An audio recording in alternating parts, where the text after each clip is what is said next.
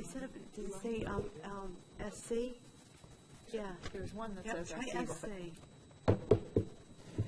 Ladies and gentlemen, I'm going to call the January 26, 2016 business meeting of the North Kingstown School Department to order. If we could all please rise for the Pledge of Allegiance. I pledge allegiance to the flag of the United States of America and to the republic for which it stands, one nation, under God, indivisible, with liberty and justice for all. Thank you. Madam Clerk, could you please call the roll? Mrs. Avanzato? Here. Mr. Blasbach? Here. Mrs. Clarkin? Mr. Jones? Here.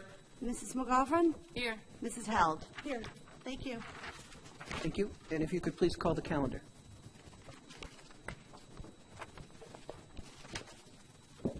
Wednesday, January 27th, there will be a wellness subcommittee meeting at 3:30 p.m.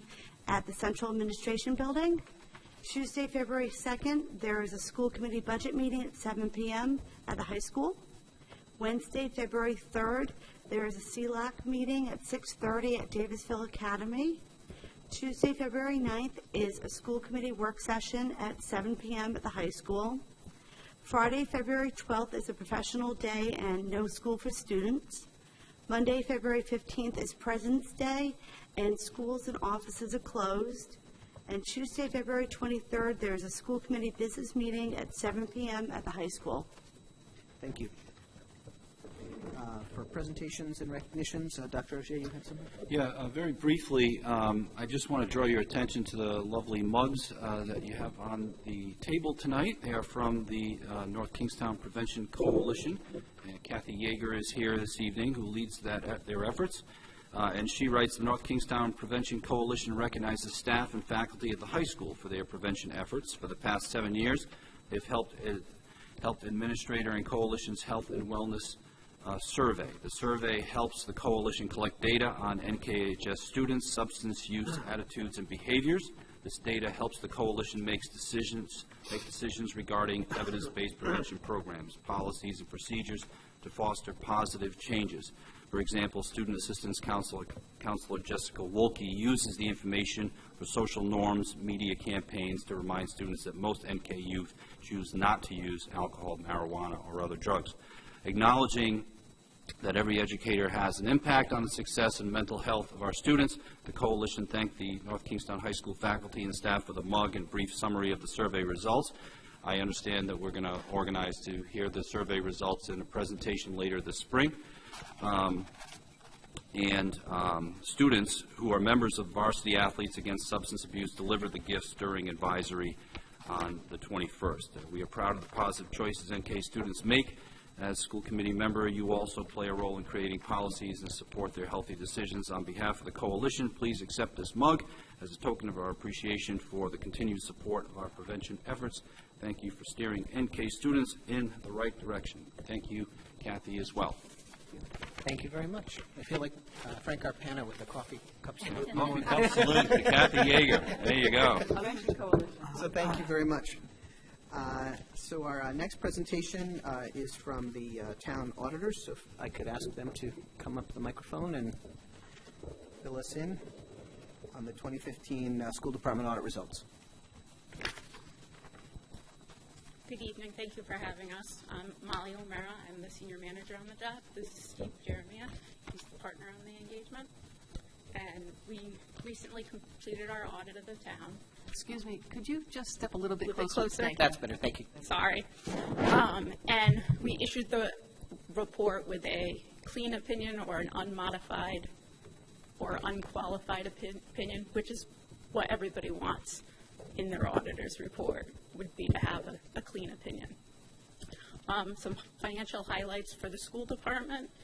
In the unrestricted general fund, you ended with assets of $4.2 million, liabilities of $2 million, and a fund balance of $2.2 million, which is a decrease of $1.4 million from the prior year. And it's mainly attributable to the transfer of funds to the school's capital projects fund, capital improvements projects fund. For your restricted funds, which would be state aid, federal aid, you had a total assets of $1.2 million, liabilities of $1 million, and a fund balance of $122,000, which is a decrease of $79,000 from the prior year.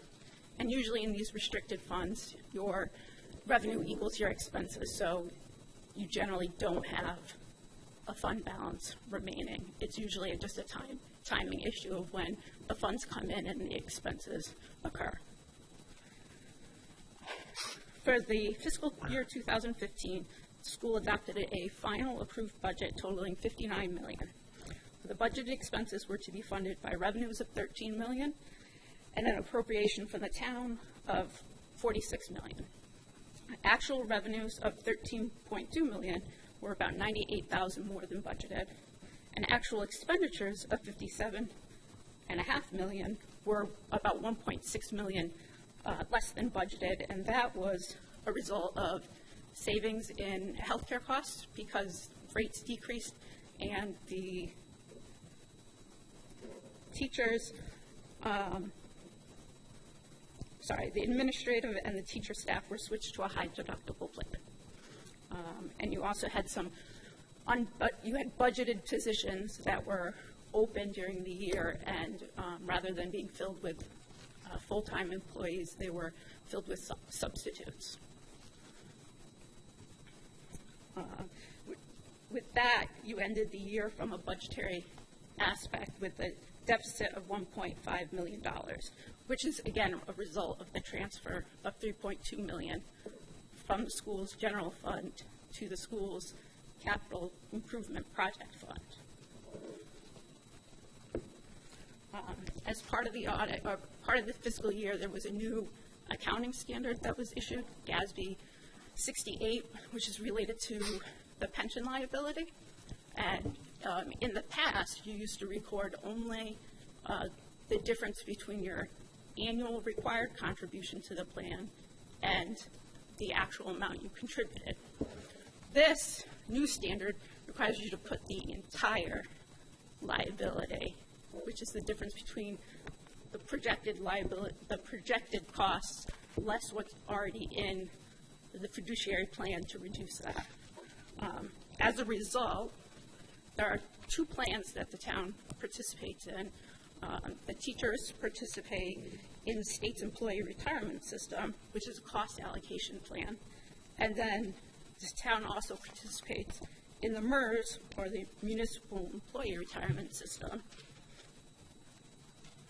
which has the school's non-teacher staff gets placed in, it funds their pensions through that. As a result, the town had to report a liability related to the teachers in the ERS plan of approximately $41 million. And then for the MERS plan, that's split between general employees, fire employees, and police. And the general has a liability of $13.5 million, and that has your non-certified teachers or non-certified employees liability, but you can't separate. The detail is not separate between the town's general employees.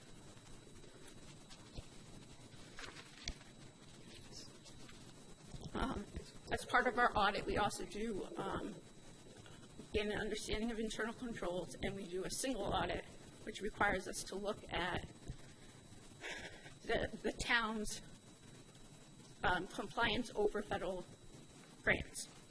For this year, we tested 2 programs, both related to the school department, the nutrition plan and the nutrition cluster, and then the special education cluster. We haven't quite finished the work related to that, but we expect to issue a clean opinion on that, and there's no material items of noncompliance. And I think that's it, unless anybody has questions. Any questions from members of the committee? Nope. I do. Mr. Jones? Thank you. Thank you for taking the time to come tonight. When you talk about GASB 68 and recognizing the liability, is that, because I know our liability is split between the municipal share and the state share, so is that the total liability or total liability assuming the current split share ratios? It's the current split ratio. So in the footnotes, it breaks out for the teacher's plan the portion that's attributable to the town and the portion that's attributable to the state. And so those liabilities are based on the actuarial assumptions, and those come from the state? Correct.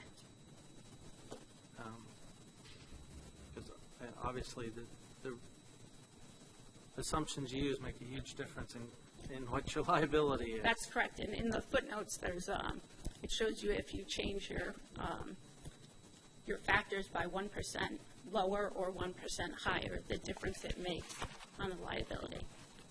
I noticed in the highlights you talk about other GASB changes that are coming for the future. Can you just briefly mention them and how much, is that going to cause as much effort as GASB 68 or less, or what are things we should be thinking about? The big one that's going to impact the school would be GASB 72. I believe is 72, which is the one related to the other post-employment benefits, which would be the health insurance that gets paid to the retirees. That's going to be treated the same way as the pensions are now being treated. And we have very little of that, Mr. Jones.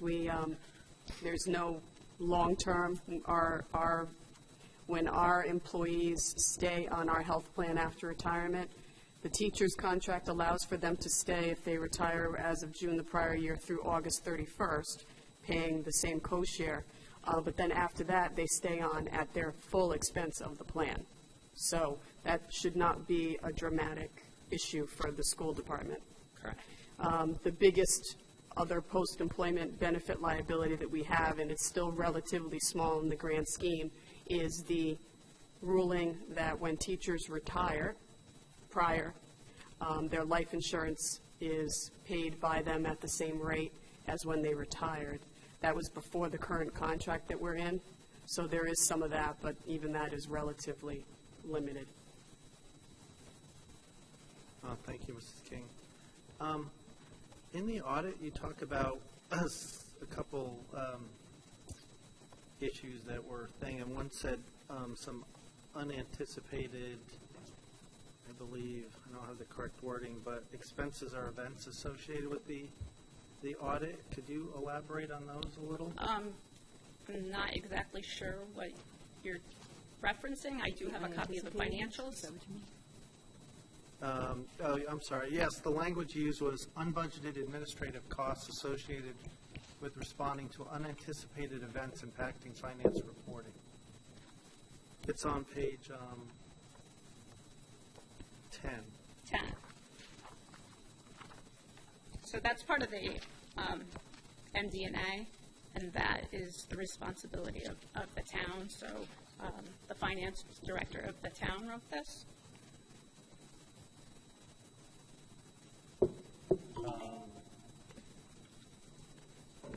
So is that in regard to the approximately $400,000 general fund decrease? Is that what that reference is? Correct. They're explaining that the decrease was a result of legal costs associated with the fire department and additional costs associated with the audit, and some of that would have been the 2014 audit that was completed during 2015. So some of those costs got pushed into 15, is that what? From a GAAP perspective, from a budgetary perspective, it would not.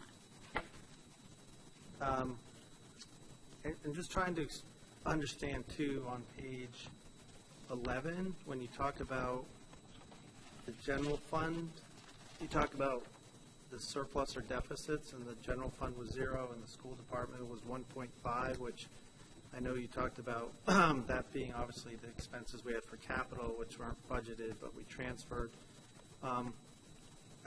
How do those numbers differ slightly than what's on B2? I mean, they're close, but they're not quite the same, so I'm just trying to understand how the wording on the budgetary deficits differs from what would seem to me the revenues and expense differentials on Right, B2. so the budgetary basis includes encumbrances and transfers of prior year fund balance, whereas the financials on Schedule B2 are on the modified accrual basis. So the current year encumbrances have to be moved out of expense because they're actually expense for the next year, but from the budgetary basis. There's also a reconciliation in the supplementary information where it shows the budget to actual. It also does the reconciliation between the budgetary basis and the fund modified accrual basis, which takes you from the budget to the numbers that are on B2. Okay, so I'm sorry, so that's, So if you Where's- look, B2's on 18. B2's on 18, yeah. bear with me while I find this.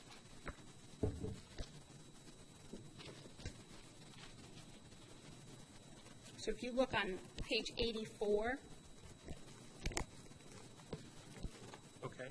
that shows you the reconciliation between the budget to the fund financials. What page? 84. I was also trying to understand on J2, the debt service page. It seems like there's some really big variances between what was budgeted and what was actually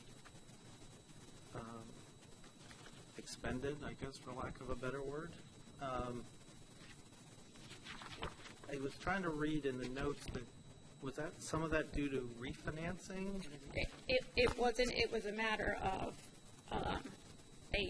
when the budget was created, they did the debt service for the municipal and the school in total, and then I think they were incorrect when they broke it out between the two. Because in total, it's only a $280,000 difference between the debt service of the school and the general government. So, okay, so essentially the amounts that were apportioned in the budget were different than the actual debt servicing? Correct, and all debt payments were made in accordance with the debt schedules. I was trying to understand too, just from your observations, I know the town operates on a single munis financial system. Can you talk about how up to date we are, and do you have an opinion on the training of our personnel with regard to the system? And what do you mean by how up to date? Well, in terms of our software being current, our software being between school and town, So the- smooth. in So terms the of- software was updated during fiscal 2015, so it's at the most recent version. So the support and everything is still from Munis is available. And so, in terms of how our school department personnel are, I guess I'm making the assumption that our school department personnel are doing a good job when it comes to that. Yes. The last sort of question I had since I went to the audit committee meeting is, can you talk about from the school department concerns about cash, about how cash reconciliation is going for school department funds? We presented to the town council last night. And I wasn't there, so. No, I know. And the question was posed, and Ted responded that they were on reconciling the month of December. So December's cash was reconciled? I believe they are working on completing the December. I think that's what he said.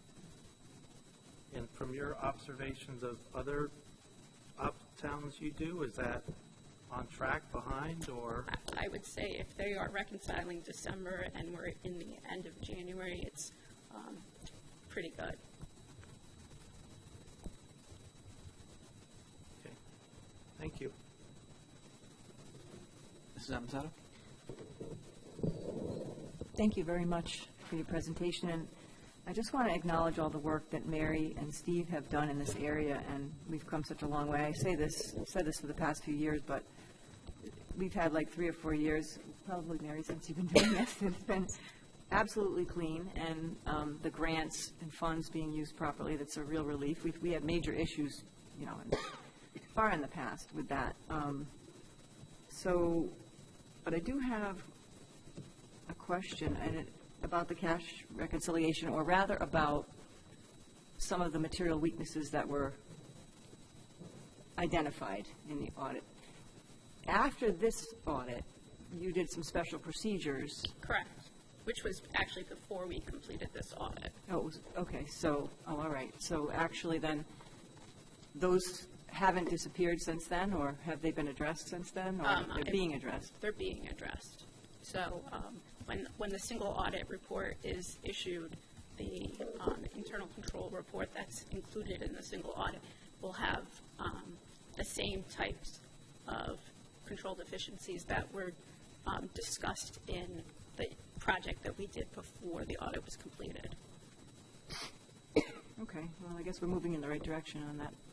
But we're already there at the school department, so really just want to acknowledge all the hard work, and just makes our job a lot easier on the school committee to have Mary and Steve taking care of it.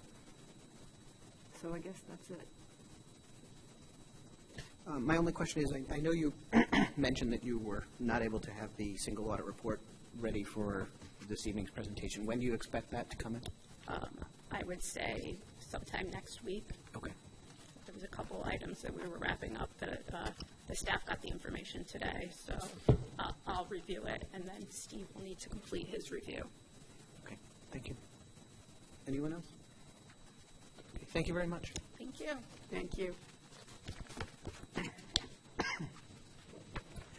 So excuse me, the next item on our agenda is citizens' comments. Madam Clerk, has anyone signed up? Thank you. If there's anyone in the audience, it's not too late if you'd like to come up to the microphone. Okay. Hearing none, moving on to routine items, first being the consent agenda. Do any members of the committee have any items that they would like to exempt from the consent agenda?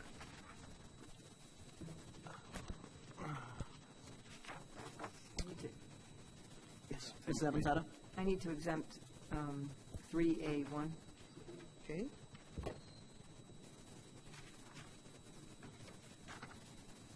Any others? Hearing none, It's not in the consent agenda. Sorry. Okay, I would offer a motion for the non-exempted consent. okay, one second agenda. before you do that, I am going to exempt, well,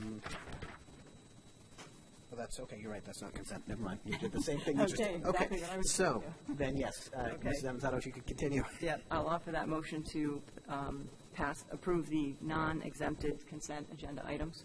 I have a motion, do I have a second? Second. Any discussion? Hearing none, all those in favor? Aye. Aye. Any opposed? Any abstentions? Abstain. Mr. Jones, so you're abstaining from? Oh, no, I'm sorry. Okay. Aye. Let's Yes, try that I vote again. aye Okay. on this one. All those in favor of approving the non-exempted consent agenda items? Aye. Aye. Any opposed? Any abstentions? No. Okay, so that passes unanimously. The first exempted item is the minutes approval from the work session minutes of January 12, 2016. Could I have a motion to approve item 3A1? So moved. May I have a second? Second. Any discussion? Okay, hearing none. All those in favor of approving 3A1? Aye. Aye. Any opposed? And any abstentions? Abstain. Okay, so that's 2 yeses and 2 abstentions from Mr. Jones and Mrs. Avanzato. Next item is unfinished business. The first item is the first reading of the BEAR, which is the school committee meeting proposed calendar. I just want to make a note. I know that a number of members have had some comments on that. It went out for people to take a look at. We do not need to approve this tonight, and I'd suggest probably we don't, because I know that some folks had some comments. And I'm not sure who's the best person to sort of talk about the scheduling issues. I know the issues with this calendar are the tightness in November and December regarding things like, remember, this is an election year, so we have primary day and election day where schools are closed, which makes it difficult to have meetings on those days. So it sort of made it tight for scheduling purposes. Mrs. King, do you want to speak to that? Actually, the whole part of the year is a little difficult, and that's why we're reaching out to see what the committee would like to do. So September is a difficult month. We would have 2 meetings normally, and they would, if they fell normally, it would be the first day of school, which is September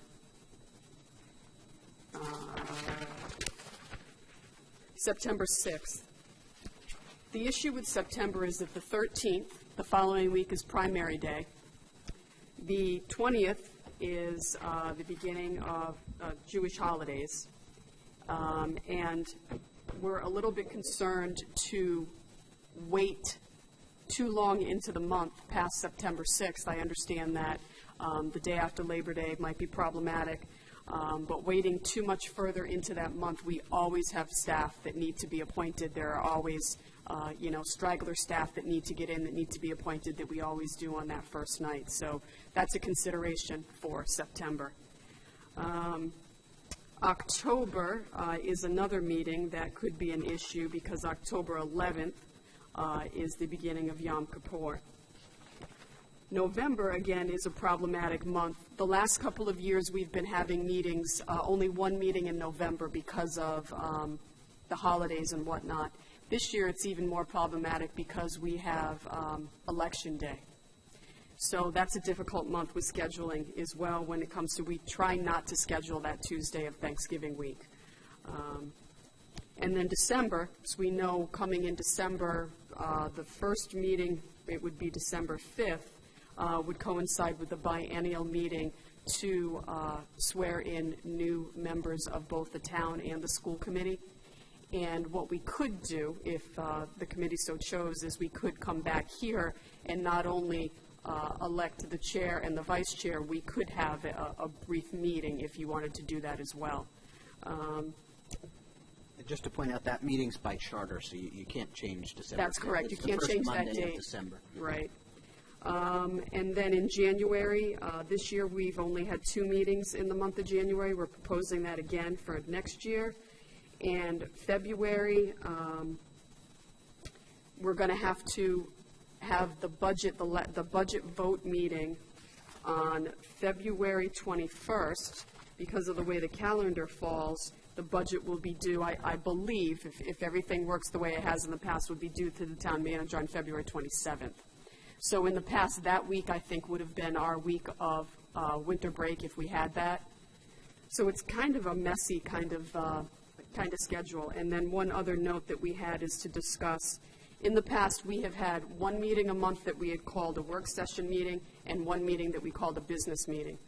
By definition of a work session meeting, we are not utilizing the meeting as a true work session, which we can always set up a work session meeting, but they really have all become business meetings because we conduct normal, routine, day-to-day business pretty much on all of those meetings. Well, work session, you're really, there's usually a specific issue that you're working on. While there's citizens' comment, there are no votes. And it's usually, for example, next week would be considered a work session meeting because we would be talking about the budget as long as we were not also including a bunch of day-to-day routine items. Mrs. Avanzato. I think it would be good if we tabled this and we can have a little bit more conversation. Oh, yeah, about that's that, why I said but- we don't need to take a vote tonight, No, so but I we can had talk just, it through. just a couple quick comments. School committee members, we can look at our calendars and kind of toss it back and forth with administration on on what might work. And we could resend this to you. Amy sent it out to everyone on January 6th.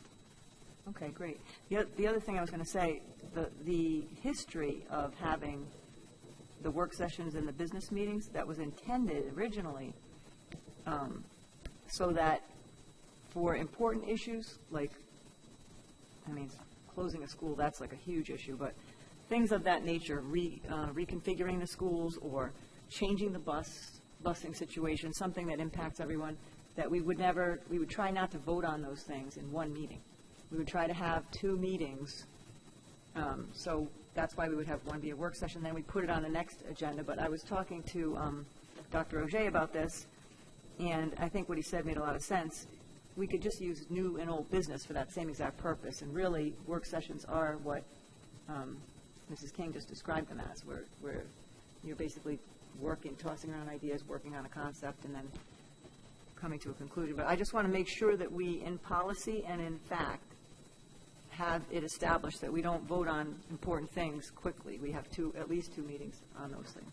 Oh, that's actually a good point, Mrs. Avanzano, because the other thing we do need to, if we do change the name, we have to change the policy as well. I'm just jump in for a second. It's, one of the other things that the policy reads, and it's funny because when I used to sit here and watch your meetings, I was always very conscious of it, though it always seemed that the members never seemed to realize it. Technically, if you read that policy, in a business meeting, citizens' comment occurs at its spot on the agenda, but in a work session meeting, it used to say that actually the policy says that a citizen could comment on any individual agenda item at any time. And I never had seen that happen. I have. Oh, you have? Okay. Oh, I had never seen it happen, and I always considered doing it and never did. But, so, we'd want to look at the policy not in the, meaning to, by any means, restrict citizens' comment in any way, but just to make sure that our actual procedures are in line with what our policy says they'd be. Mr. Jones, you had some comments? I do, thank you. Well, I agree, sort of the larger notion of work session and business sessions, when the volume of business or type of business is different, made sense. I think we've sort of evolved to where we deal with issues as they need to be talked about or acted on, and other issues that we need multiple meetings to do, we do that regardless of the type. So I agree, if we shouldn't let the semantics get in the way of how we're doing business. I've raised the concern again that Tuesday meetings after Monday holidays are to me problematic, and just because obviously when agendas don't maybe get set till Thursday and items maybe don't get out till Friday, and allowing for the superintendent to have his commentary on agenda items, and with school being closed on Monday, which sort of limits some communication on those things.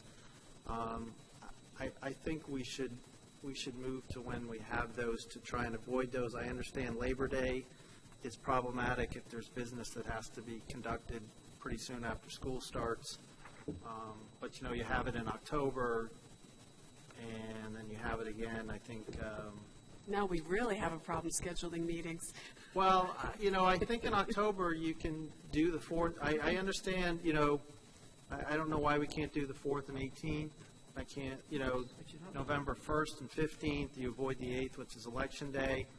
I raise the other issue that, I know we talk about on the 5th, whoever's in the committee on the 5th could deal with some items. I don't think, a new committee, depending on the makeup, wants to jump into any really issues of importance.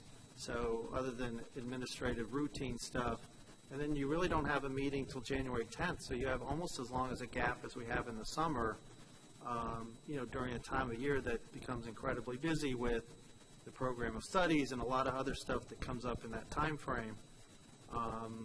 So I think we should try and shoot for 2 meetings in November, especially if we're going to sort of limit December and not have a meeting till January.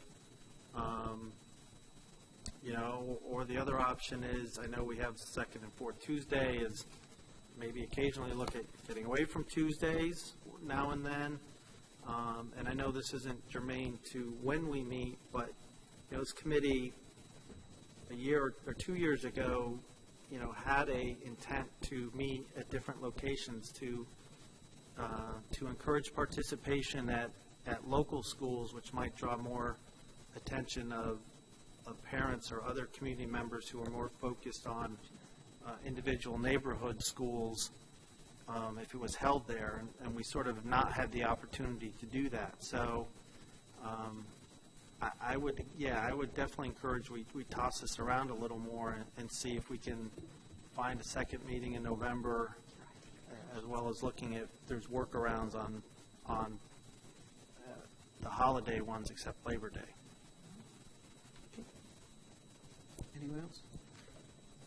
I agree with Bob. I was wondering if we should look at an alternate day of the week like Wednesday, especially if it was the Tuesday after a holiday. That does make it difficult to come prepared for a meeting, even if you can make the meeting. And it might give us more options as we look at the calendar and conflicts with other things to just move the day of the week. I'm just back to history on that. I think meetings were always Wednesdays, and then they changed them to Tuesdays, and it had something to do with I think, the papers' deadlines, the local papers, I'm pretty sure. I mean, as I recall, it was years and years ago, but The papers come out on Thursday, so that does make a they little wanted bit to of sense. give people a chance, and obviously the local papers are the way a lot of information gets out to the neighborhoods and the people in the town, so that was kind of important. But I don't see why we can't be flexible and maybe look at doing it, as Bob suggested, like, Here and there. Occasionally, there. to make it Sure. work Whenever we- better, yeah. I think not you're as a right. rule, but sure.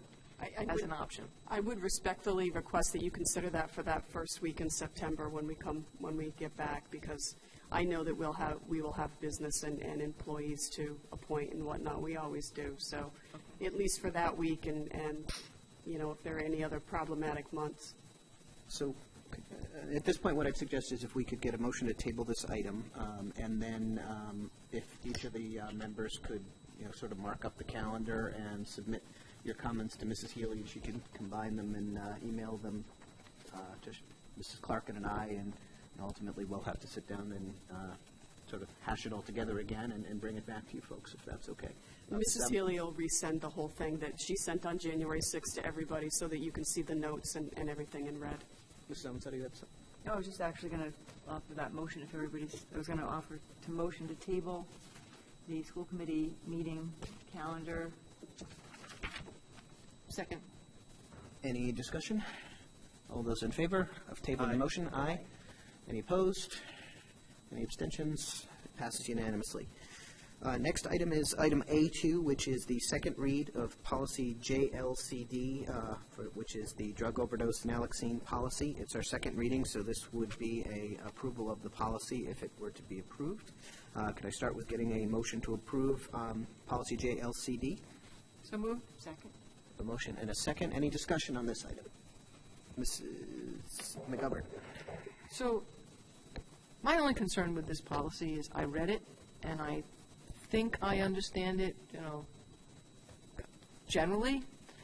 I don't understand the specifics, and it does make me a little bit nervous voting to approve a policy that I'm sure people that know way more about this drafted, and I really have to just trust that this is what we're supposed to be doing, because I don't know anything about this. Well, I can speak, and other folks can chime in if I have anything incorrect.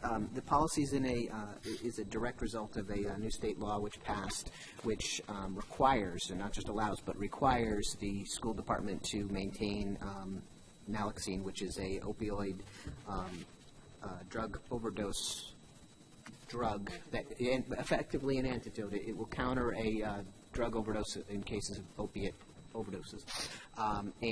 So since it's mandated that we have it, we have to have a policy that goes along and explains what our policy will be for the handling of the drug, the storage of the drug, training of school department personnel, and ultimately the implementation.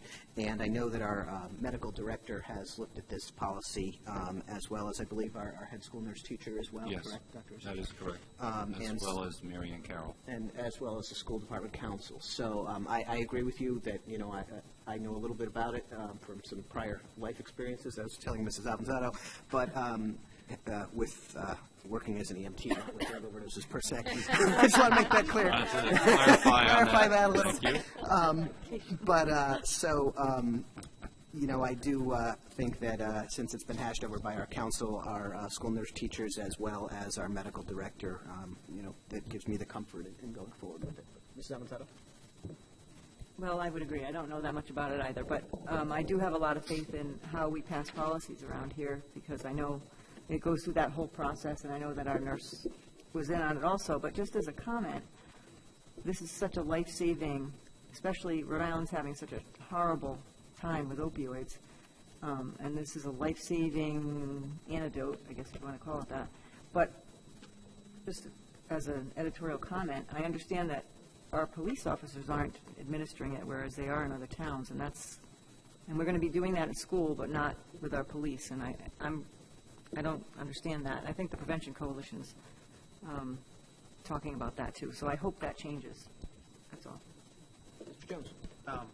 Thank you. Yeah, I mean, it's kind of a sad commentary. We have to have this policy, but I just had a couple questions, not necessarily regarding the policy, but if the superintendent knows, do the items that are the minimum amount of items, are we already in possession of those, or will we need to procure them upon approval of this policy?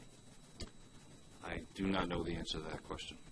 Sorry. Yeah, I'm sorry it just came to me. I I apologize for not asking that in advance. I believe the answer to that question is that they are procured by the that company that Dr. Pizzullo hired, that I'm having a total blank, that we hired the nursing services. I'm almost positive. I can find out that answer, but I'm almost positive that what I had spoken to her, there was some sort of rebate or something as well, that they would purchase the needs of this. Yeah, because, it's sort of I don't, obviously the small items, I don't know how much, the main drug cost, but, it's one of these ideas the state has that they then pass the costs on to the districts or the municipalities in some cases. And they expire, and you need to repurchase them all the time. Right, So, yeah. so I just didn't know if, I can find that probably out. not a big cost, but I mean, it's just sort of a point that having to do that. And the only other question I had, I think, was answered in the policy, which is just about liability protection for our personnel and any security issues with the storage of them. So I think that's addressed in the policy. Any other discussion? Hearing none, I have a motion and a second. All those in favor of approval of JLCD? Aye. Aye. Aye. Any opposed? Any abstentions? Hearing none, passes unanimously. Next item is new business, which would be the superintendent's preliminary budget report. So if Dr. O'Shea, if you'd like to speak to that, Okay, please. well, thank you. Good evening, everyone, at home as well as in the audience this evening. Thank you for coming out. This is the beginning of what will be probably a few months' journey.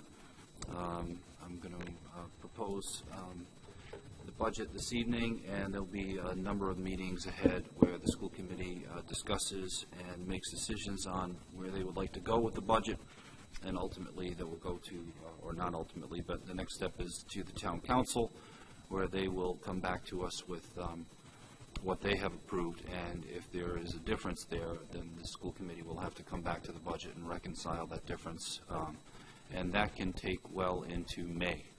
In fact, it normally does. So, but for tonight, overall, my proposal for a request to the town is for $1.765 million. Actually, the number is $1,765,519, or a 3.73% increase in revenue to the North Kingstown School Department, with the exception of one additional staff member, which is a pre-K coordinator at Fishing Cove, which we were budgeting as a step 2 teacher. That was something that we have had in the past. It was grant funded. We have to take it out of grant funding. That is the only position that is different really from what we currently do. So The budget simply continues, for the most part, with current programming.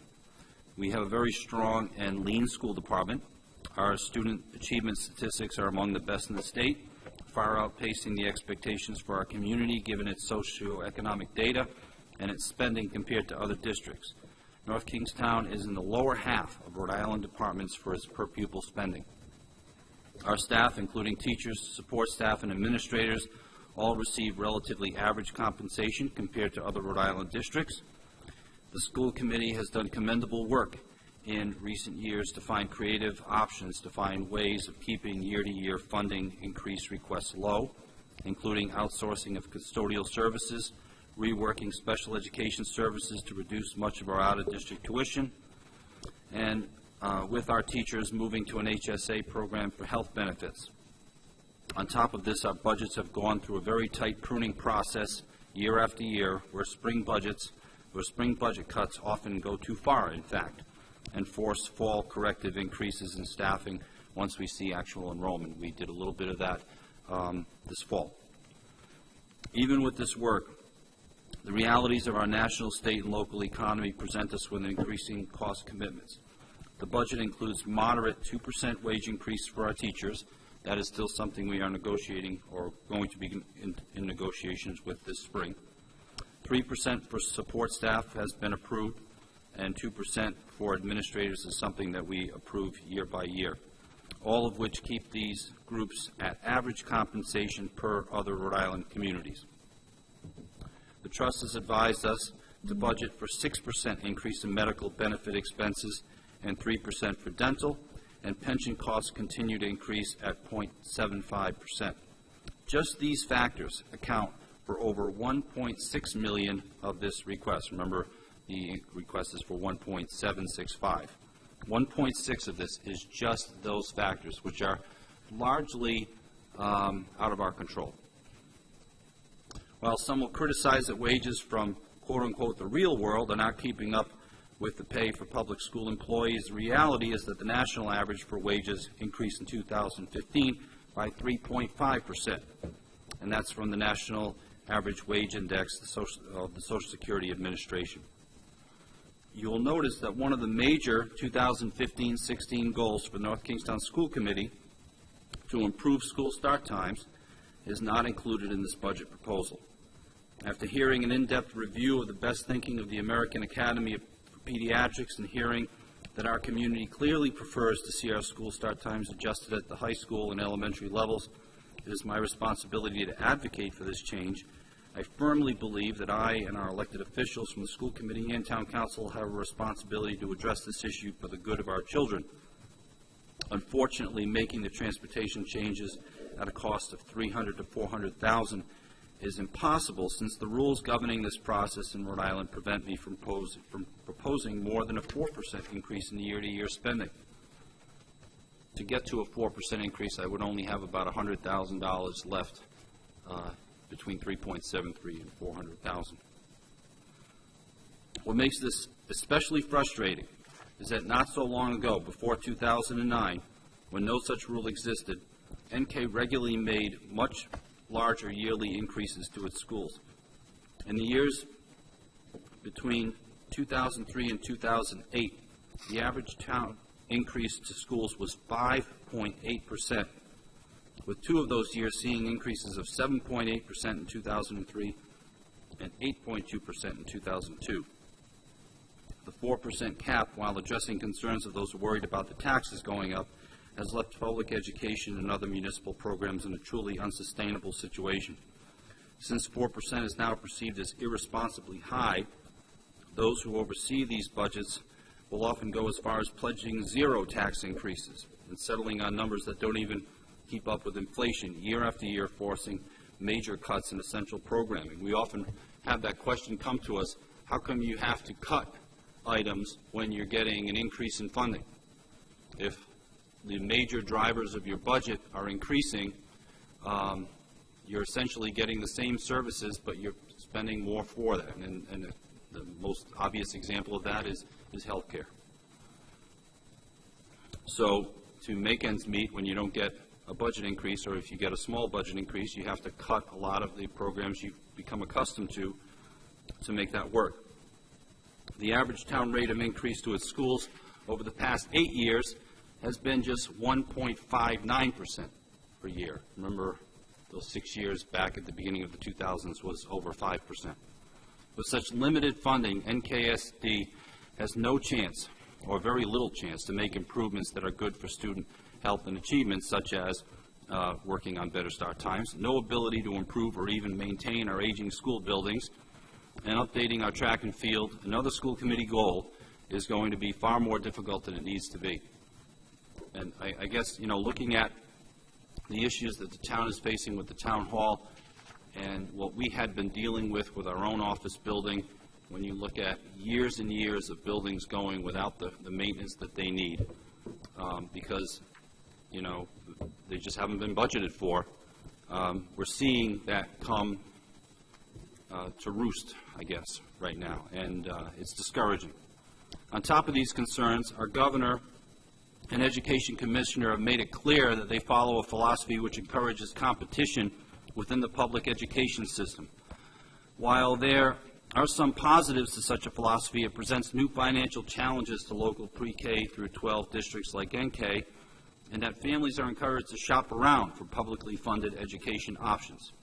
These programs make it imperative that our district does all it can to keep performance and customer satisfaction high, while parents will exercise their option to send their children to charter schools or other public schools in Rhode Island, often creating inefficient dual education systems that become twice as expensive to NK taxpayers. When we didn't provide full-day K, more parents were choosing charter schools at a loss of funding to the North Kingstown School Department. We still paid for those students to go to school, just in other places, and often it costs us that much more, because we could have done it much more efficiently at home. Going forward, if we don't provide healthier start times, some parents will choose to send their children to other schools that do have better start times, and that will be at our expense whether we approve of it or not. So I hope you will approve of this budget proposal.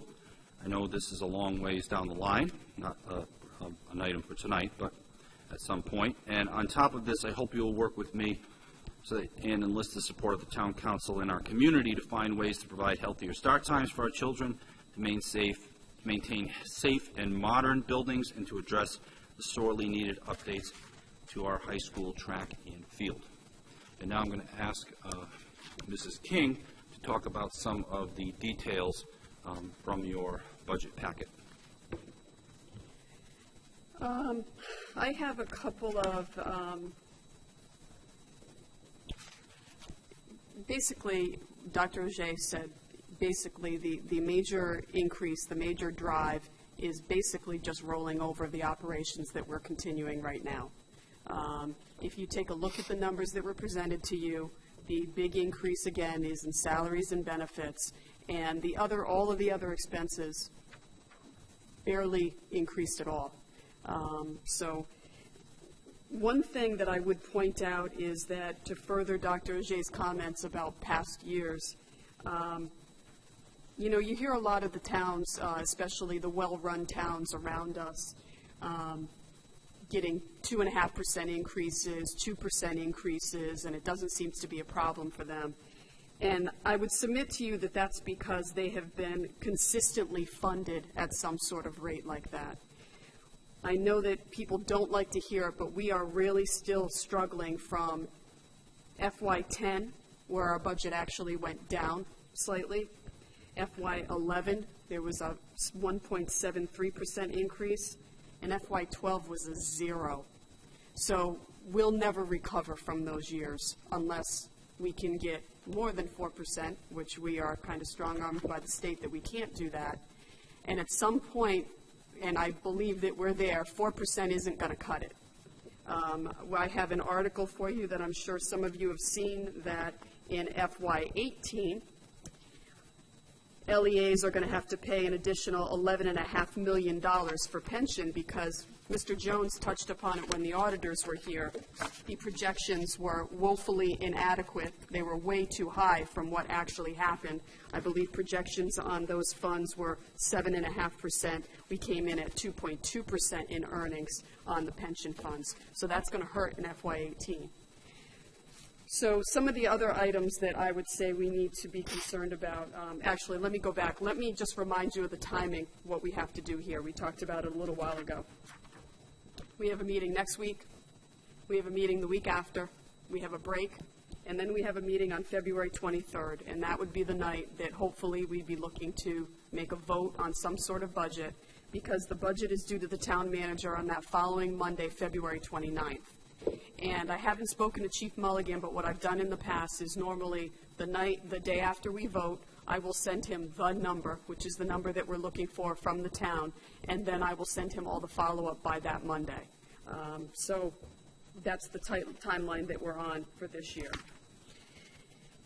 Some areas of concern that I have that are current areas of concern and future areas of concern would be the talk of possible funding formula changes. We know that North Kingstown, over the last 6 of the 7 years of the funding formula changes that happened before, we were a loser. We were a loser of about $80,000 per year, and that hurts. And I'm concerned about going forward of any future changes, what could happen there. The pension liability, we just talked about, always a big liability. We're always concerned about special education costs in that because we are always so tight with all of our numbers, we have absolutely no contingency. We have nothing. We're down to, I remember last year Mr. Jones chopping us off by $100 here and $50 there. But really, honestly, it is an area of concern because we know that we have students that move into the district or they have to go out of district and they require services and they require those services, period. So that's always an area of concern for me. We have the teacher contract negotiations coming up, like Dr. Auger alluded to. We have our electricity contract that we currently have with Constellation that's going to expire in December of 2016. I'm a little bit worried about that. We're a little bit worried about the rates. The rates have gone up from what we have. I believe our breakage in our budget is a little high, and again, breakage is that difference between either an employee leaves and they're at a higher step and they're replaced by a lower step employee, or an employee leaves during the year and there's that time frame of which a sub is in that position and subs don't get benefits. But I feel like that number's a little high. I'm a little nervous about it. Our state aid numbers, those are estimates. We're really not going to know until our census March 1st. Charter expansion has been discussed. I have some information from RIDE on that. So basically the numbers are tight. They're always tight. FY16, the current year that we're in, are also very tight. And I would also remind you that, to further Dr. Auger's point, we do still have a pending request to the town for capital funding of $1 million. Now, I was at the Asset Management Committee meeting in December. I have spoken to our representatives several times. No recommendation has been made to the town council yet on the town CIP or the school CIP, but let's not forget that that's completely aside from our general operating budget. And one other piece of information that I do have for you, I'm sure we will talk about further, but transportation. I know that also some people have said, well, this town is getting it done or that town is getting it done. I'd like to remind you, and I know Mrs. Avanzano remembers all of this, from time frame 2007 to 2012, we reduced our bus fleet by 7 buses. That's why we can't get that done right now. That's why, without adding buses, making dramatic changes in start times wouldn't be possible, because all of those cuts were made. It was 2006 is when we did the start times change in school start times, and then we just reduced 7 buses from there forward in that 5-year time frame. It's really all I have. I mean, I have in front of me the town council budget policies, budget rules. I guess one question that I'm not sure if anybody knows the answer to is, there's the last line in these budget policy, requests for funding beyond the town council's established spending cap may be considered provided there's a documented critical need that cannot be met otherwise. I don't know what the town's established spending cap is. I know that the well-run towns around us, like South Kingstown and East Greenwich, that's what the school department and the town do. They work together and try to stay in an established spending cap. I know for a fact that's what South Kingstown does. I don't know what that means, because I haven't been told a spending cap to try to stay within, so I don't know if anybody has any further information on that. But that's it. I'm available at any time for questions. There's a lot in the budget. There are a lot of, a lot of acronyms and descriptions and whatnot, but I'm happy to answer any questions that anybody has. Any comments? Mrs. McGovern, questions or comments? Mary, I have 3 questions. First, on the pension contribution and OPEB, where is that in this budget? It would be part of benefits, so it's under the 52,000 series of numbers. So if you want to look by object. But included in that big item called personnel benefits? Yes, absolutely. And there are tons of different account numbers, but there would be the breakout between the teachers and the non-certified. And if you wanted to see any of those numbers side by side, I can certainly put that together, but they are all in that 52,000 series. Okay. And on the buses, I know the funding is one issue, but we're already at the end of January. If we have to get a budget to the town and go through the whole process before we even know whether or not we have the money to do it, can it be done? We're already at a point where we're missing the September window. The only option, I think, Mary and John Horan, our transportation supervisor, and I have discussed this, and we feel the only realistic option would be to start in January, and this is for next year. That presents some issues, clearly, but it could be an option to reduce costs at least for next year. Obviously, the second year in, you're looking at the whole cost coming into play. So that may be an option that we could look at, but even that would take us above 4%.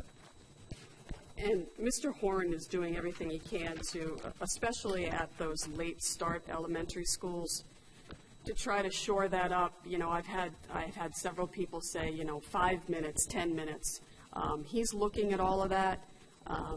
It's not an easy, quick answer either, but if anything like that can be done without adding costs, he does that pretty much every year wherever he can. So he's working on that, but even if we found out now we could do this, we won't make it for September. I had communicated my concerns before that there is a busing shortage not only in North Kingstown, but, in the United States. I have articles about it. Mr. Horan has had some requests from some of our contractors even to get out of some of their contracts early, and we've had to tell them that we can't do that because we're having a hard time replacing those valid people that are out, valid contracts that are expired. So there are a lot of factors, Ms. McGovern, that go into the whole thing. It's not as simple as saying let's add 7 buses and everybody's going to run to drive those buses. It's there's been talk about what the requirements are of the state for bus drivers. It would be difficult. Okay. And one last question. The $1 million request for the CIP, what is that for? That is for capital funding so that we can do whatever the school committee decides. Clearly, Dr. Ajay and I would have some recommendations if we were to have that funding, but it would be things that are on our CIP that we submitted to the town. It's just a blanket number. It's not a specific item. It is not a specific item, although Dr. Ajay and I do have several items in mind that we would propose. If I can add to that, we have a list of items by priority that you have approved, and we are forwarding to the town. Along with that comes a request every year, and that the asset management endorse, and that the town council approve to have a set rate of funding set aside for major building maintenance projects. And it's my belief, for instance, that if that had been in place for all of the buildings in North Kingstown, the town hall issue that we're experiencing right now probably would not be an issue. And we could more easily, the CIP list that we have would probably be a much shorter list, because our buildings, when they need a new roof, or when they need new carpeting, or when they need new HVAC, those are the kinds of things that we could address. And even, I think, 15, 20 years ago, there was talk about making that a regular $500,000 item. I think at this point, realistically, it should be about $1 million item. But just that kind of a savings account to address those projects would be a tremendous help to us, so that we don't have to kind of do a catcher's catch can. If we happen to have money in our fund balance, maybe we can get to some maintenance projects. If we hit a good year and get a supportive town council that wants to support us on a particular project, maybe we can get something done. We should have a longer range plan for addressing these projects, and know that there's going to be money set aside to do that kind of work. And actually, we discussed at last night's facilities subcommittee meeting. The original estimates on all of the heating ventilation work that needed to be done at the high school were $1.7 million. We have performed approximately $1.2 million of those. So, I mean, there's a chunk of money right there for that. The issue again becomes timing. These projects require A&E intervention most times. They require design. They require a lot of upfront. The RFP process alone will take you 3 months to get through, with the mandatory walkthroughs and the review of the bids and whatnot. So not having a plan for capital improvements, you end up doing reactive work. We know that we have a boiler at Hamilton that in the next couple of years is going to need to be replaced. So there's no shortage of capital things that need to be done. It's just in what we can afford and what can be planned at the time we find out we have funds. That's the issue. And, I've been here for 4 years almost. I know Mr. Jones has been very vocal about this as well, but I think if there is any year that the town of North Kingstown needs to figure out what they're doing with their capital assets, this is absolutely the year. And that would include school buildings as well as town buildings, your infrastructure, your roads, your sewer, your town hall, and all your schools. It is amazing to me that we can't get any kind of conversation on having a plan. And the plan needs to be not only all the backlog that is at the schools and in the town buildings, but what we do going forward, so that everything is not this emergency reactive item. I mean, this is why we fight to hold on to some of our fund balance money, because we know things like this will happen. Schools don't get any younger. I've said it 1,000,000 times, and I guess I'm going to have to say it 1,000,000 more. And I know I'm preaching to the choir up here, but this town is becoming very deficient in their asset protection, and it will show if we don't do something about it.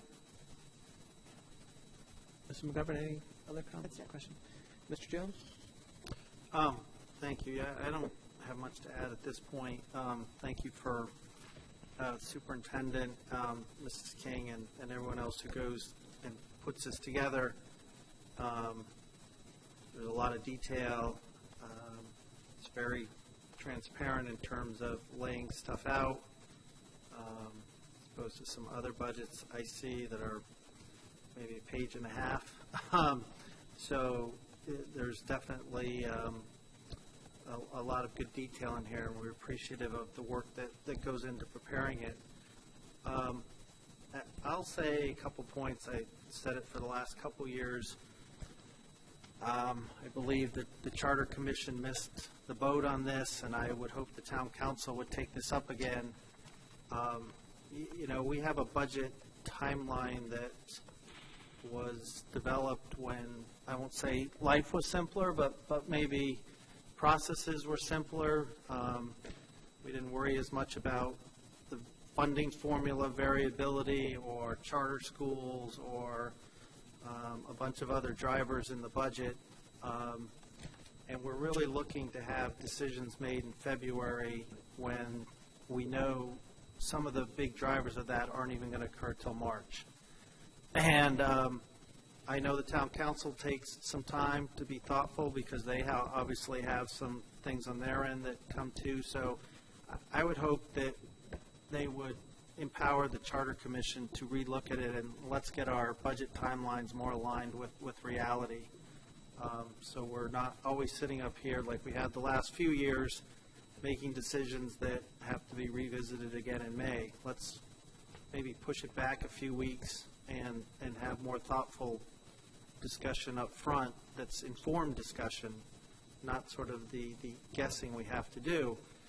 And I mean, point one is simply, you look at what we didn't have 8 or 9 years ago, you have almost the total amount of the superintendent's increase budgeted for charter schools at $1.4 something million.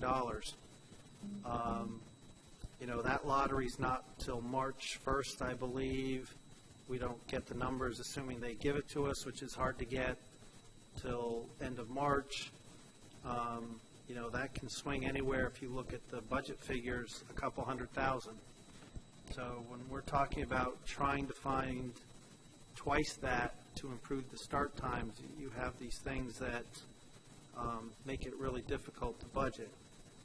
So I hope the town council looks at, let's eliminate this sort of antiquated, you know, 57th day of after the first Tuesday in January kind of language, and let's just pick some dates that make sense from what we've learned from our processes.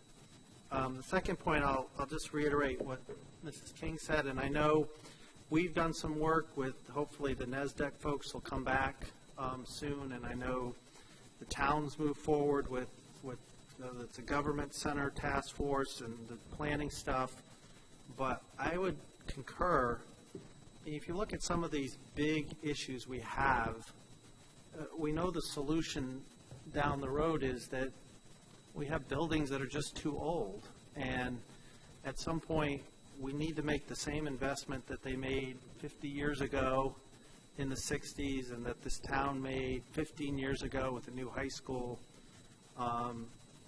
and figure out how we can replace these in a way that comes with efficiencies, that comes with cost savings, so you know, the financing can be hopefully paid for through that.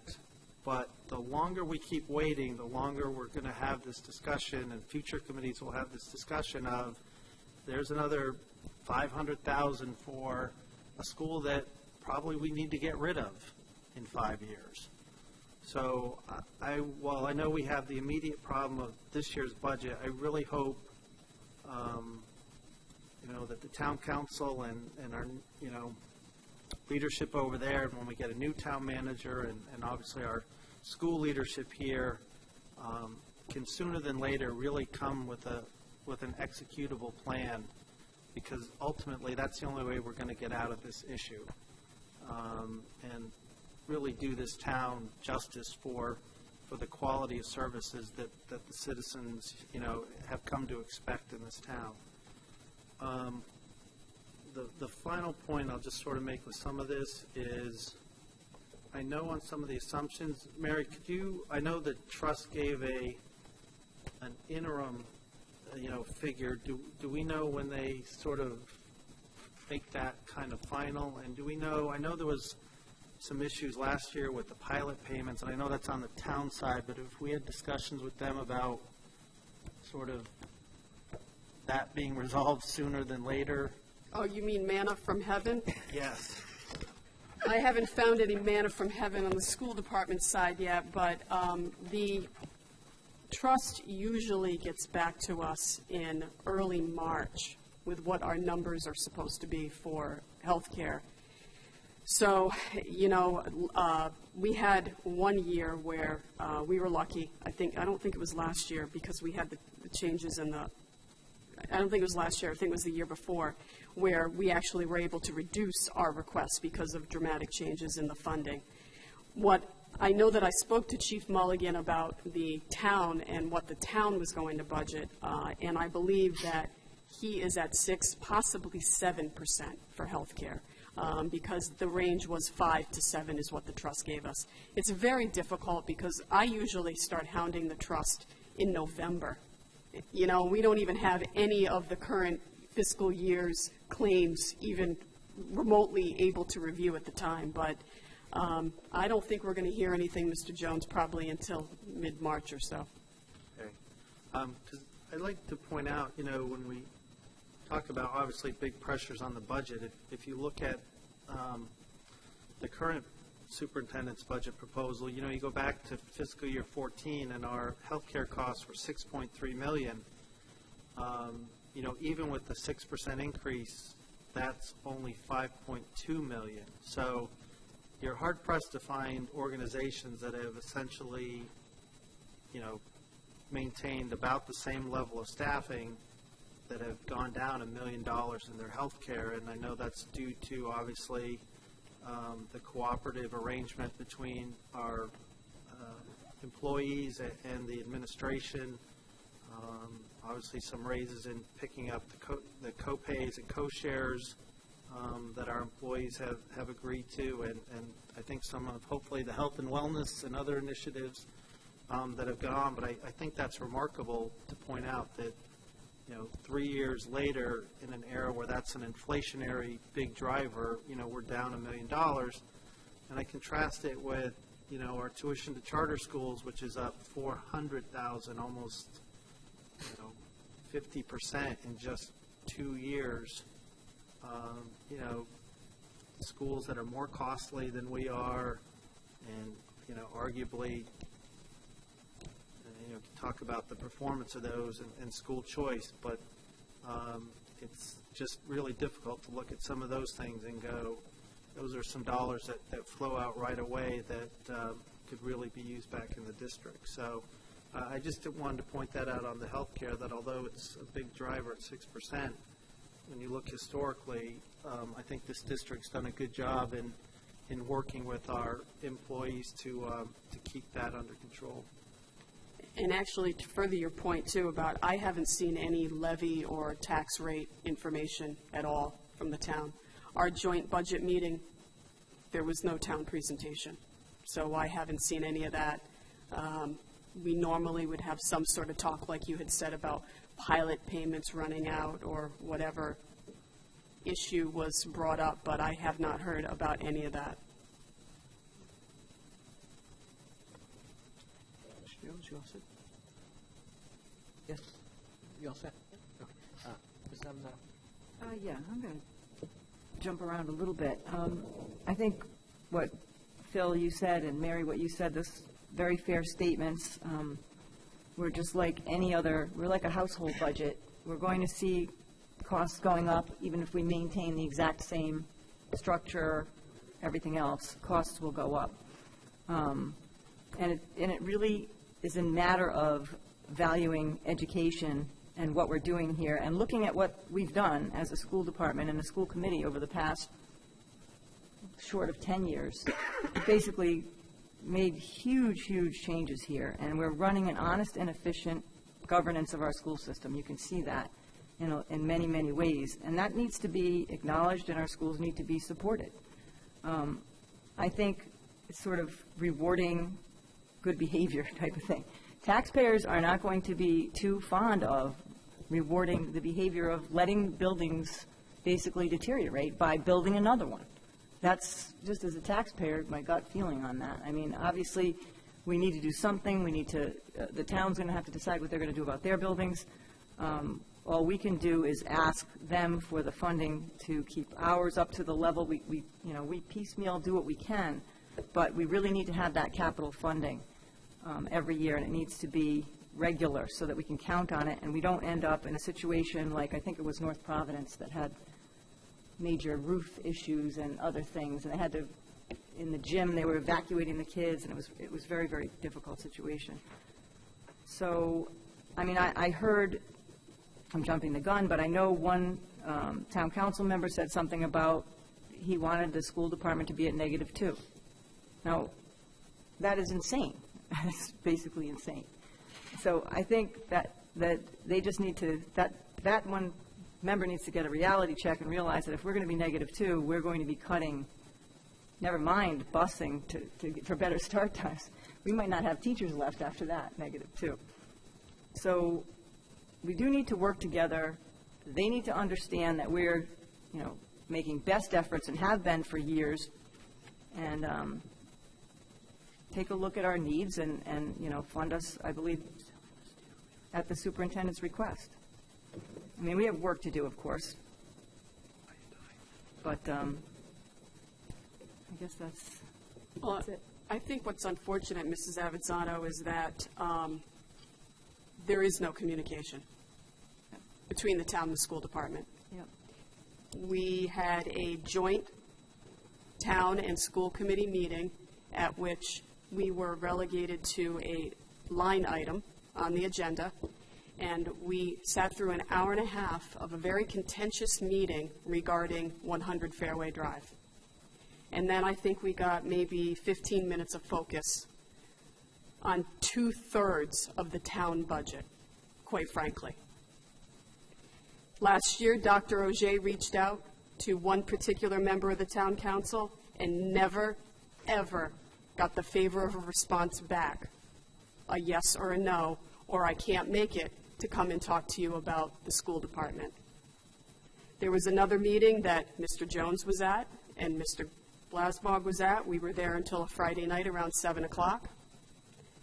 The following Monday, we were told at 3 o'clock in the afternoon that the former town manager was going to then recommend that the school department budget be cut by $600,000. That was the extent of that communication. 2 of the town council members were at that meeting. We did have some contact with Mr. Maloney. I would thank him publicly for that, and limited contact with Ms. Waxman, but we did have some conversations with her. So I'm disappointed in the cat and mouse game, that it will be in early May when we find out that we're the mouse in May on what the number is. It's just not how a well-run town operates. And that doesn't mean that everybody always agrees and the school department always gets what they want, but there is no communication. And the citizens of this town should really be demanding that that communication be there. There are 5 people that are ultimately going to say what we get. And to have limited conversations with any of those people. We haven't had one single conversation at all this year with any of those people, because that joint budget meeting was not a conversation about the budget for FY17. So I'm just tired of being the mouse in the game. I really am, because it is really not how the major driver of your town should be, especially in a school department that is that the students and the staff do so well. It's very, very, very disappointing. Discouraging. But you know what, Mary, I'm glad that you brought it up and said that. This isn't something that we like to do or normally do, but we need to be just forthright about what's happening, and that is what is going on. It's difficult to work with the town because they don't want to work with us. When we have members wanting to cut us to -2 before the process has even started, it's ridiculous. That's grandstanding. They need to put that aside, and we need to come together and work together. It's just not going to work otherwise. Thank you. I'm just going to make a couple comments. Just for members of the public who don't know how the process works, I always like to, Mr. Welsh used to be the one who would remind people of this, and I just want to do a little bit of what he would often do, which is this is the first step of our budget process. The superintendent has proposed a budget to us, which we now have a lot of work to do, so we all got to get our comments in and questions in to Mrs. King and the appropriate people at the school department so that we can continue our discussions over our next few meetings. We will then ultimately vote on a bottom line number and what our budget is that we will submit to the town council saying this is what we need to run the school department. The town council will then, or the town manager will put that together. They hold the public budget hearings, which will be this year on Monday, April 13th. which is the town public's opportunity to come to the town council and state their case as to why their particular town program or the school department needs funding for different items. And then ultimately, the town council will tell us how much money we actually, as Mrs. King said, that we get. At that point, we look at our budget again, and we need to fit that square peg into the round hole and figure out where we shave the corners off. Because if that amount is any less than what we propose, things need to go away. So that's the process, just for folks who may not recall how it works. I again want to echo some comments that some people made on the capital improvement plan. Before I was even on the committee, I went to a number of council meetings and implored the council that, this is not an area that can be neglected. In prior years, and I forget exactly the year that it went away, approximately 5 or 6 years ago, prior to that, there was a $500,000 line item where the town would fund the capital improvement plan of the school department. In a lean budget year, that item was cut never to return specifically. That's not to say, and I will give some credit where credit is due, that there have been particular items that the town has contributed to specifically, the HVAC in the high school, also our Davisville Academy. So there have been times for particular projects, but we're not talking about particular projects. What we're talking about is a sustained funding source that we can rely upon so that we can have what a CIP is, which is a capital improvement plan. Because this town, unfortunately, does a whole lot of reacting and not a whole lot of planning, and that's something that I think we really need to avoid. And the problem with not doing that, meaning not setting aside that regular funding source, is things need to get fixed. If you ignore the problem long enough, it costs you more in the long run, and what you're forced to resort to is doing a bond. And at that point, you're getting a large amount of money to fix something that probably could have been handled more efficiently if it was done over time, and you're paying interest on it and paying it over 20 years or however long the bonds go for. And that's not necessarily the best plan. That's sort of the, in your own personal finance world, that's the equivalent of taking out a second mortgage to, pay for your roof rather than just setting money aside each year so that you have the funds when you need it, because your roof's going to only last 20 years. It's going to happen, so you might as well plan for it. My last comment is just that, as I said, we do have a lot of work to do with this budget. This is our superintendent's proposed budget. That does not mean that the number that you heard tonight is the number that we'll submit to the town council. So we all need to do what we can to, if we can identify any ideas for, cutting costs. We have our, a 94-page budget to read through. So Bob will be expecting a handout from you. Put it on your iPads and start reading so that we have things to talk about. If you feel the need to increase cost, increase spending, you're welcome to do that as well. I have one last thing, There's too. still some room underneath that 4% cap. Mr. McGovern. That's right, don't cut us, Brian. I believe you stated that the meeting was April 13th. Did I say the wrong date? But it's actually on page 5, it says April 11th. And if I'm people are sorry. listening and putting it on their I calendars. read it wrong. Monday is the 11th, yes. That's correct. Thank you for correcting me. And I'm pretty sure those dates, there were a couple of dates that still say TBD because I didn't get that information back from the town, but I'm pretty sure that date is the same. I didn't get a final budget draft, but I'll make sure, a final calendar, but I'll make sure I ask again in another week or so. And I realized what I did. I clicked on last year's button instead of this year's, so that's why I had the date wrong. Mrs. Avanzato. Just one last thing, and it's tangentially related. It's that Mrs. King was talking about the discussion about Fairway Drive at the joint meeting.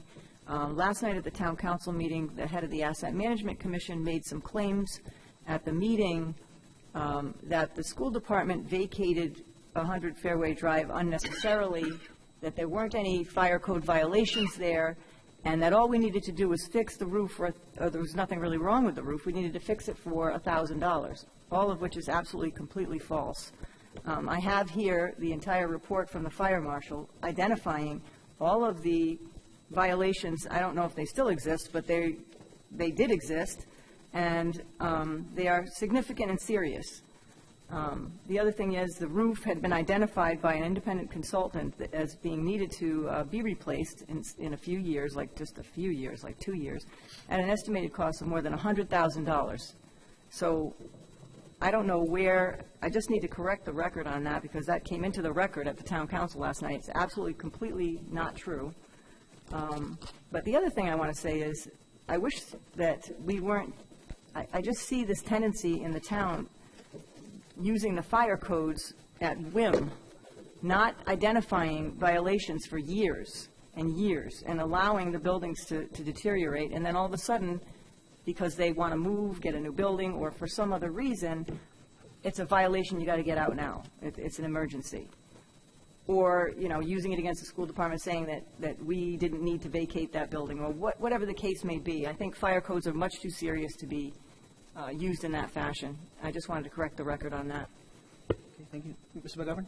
Okay, so since this topic's brought up, I just have to ask, what is the difference between abandoning town hall because of fire code violations and abandoning the administration building because of fire code violations? I can answer that. You know, why didn't the school committee spend The money? admin building is a trailer. It's a piece of junk, and it's $60,000 to, I mean, it's electric heat. It's very expensive to heat that building. I mean, the town hall is a brick building, and it's a beautiful historic building. There's a trailer versus a historic brick building. That's the difference I see. Okay, and I want to rein this back a little, because this could go way off our agenda and topics. So let's come back for a moment here. Any other questions or comments on the superintendent's preliminary budget? Okay. There are a number of reports in here. I'll just ask if anyone has any comments or questions regarding the reports that are attached to the agenda packets. And I don't hear any. I'll point out to members of the public, you can look at our financial report that's in this current agenda packet. You can download the full packet on the off of the internet website and see the details of our check registers as well as our budget projections and things. Yes, Mr. Yeah, Jones. I'm sorry, I don't mean to cut you off, so if you're not done. Let me just had one second more, and then I'll give you the floor. So, anyone who has any interest in that, keep in mind that you can see as much transparency as I could possibly imagine, which is that you can see the full check register of the school department for all vendors and amounts advertised, arranged alphabetically, and also dollars and cents, smallest to largest, so you can see where the money is going. Mr. Jones. Thank you. So, with regard to that and reports, I asked the superintendent, or Mrs. King, if we're on track with the town to file our required semi-annual statement with the state. They're actually quarterly, and I have been filing them alone, the school department information only. There was a request by Mr. Rudy Falcone at RIDE several months ago that we go back to the reports that had not been submitted, and I did that and submitted alone just the school department information, and I just recently submitted the quarterly report just for the school department, so I'm doing that by myself. Any other comments? Hearing none, we've reached the end of the agenda, so I would entertain a motion to adjourn. Motion to adjourn? And a second. Any discussion? Hearing none. All those in favor? Aye. Aye. Any opposed? Motion carries. We stand adjourned. Thank you.